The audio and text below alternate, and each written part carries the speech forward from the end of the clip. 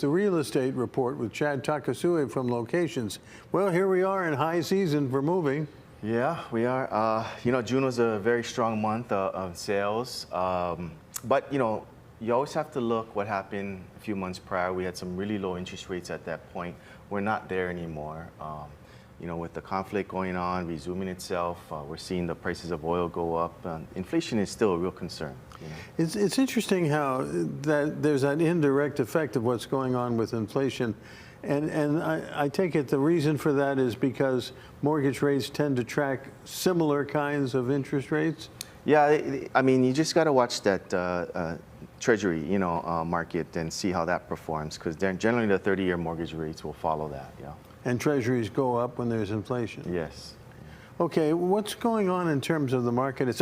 I was reading your notes, and one of the interesting things in that I didn't know before is how many selling homes are seniors. Yeah, it's one of our largest populations here in Hawaii, and larger than on a percentage basis than in many states, in the mainland U.S. It's like a fifth of everybody. Yeah, and so they're at that life stage now, and so a lot of transition going on.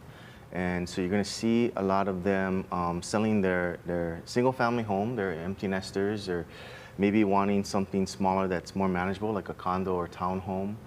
Some may need assisted care, and so they're looking at those options as well. And so that creates opportunity for younger people who've been saving up for their down payment. Yeah, definitely. It's the housing ladder, right? And so your life needs kind of dictate what real estate you need to own. And so a lot of what our professionals do is have those consultations with them and to better help them find something that fits that life stage. Now, offsetting what we've said so far about that is the fact that there are some seniors that aren't selling because they're afraid they won't be able to afford what they would be aiming for after that. Yeah, you got to imagine when they purchase that home, what price they purchase it at and what they would sell it at today. So there's some significant, in some cases, significant capital gains taxes that they may incur.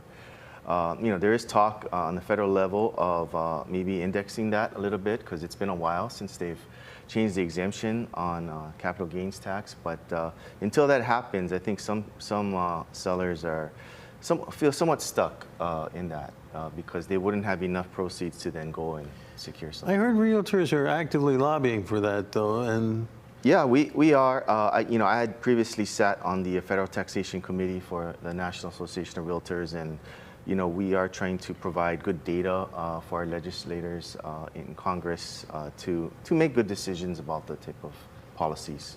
Okay. Well, it's an interesting, anomalous season. We'll be watching it monthly.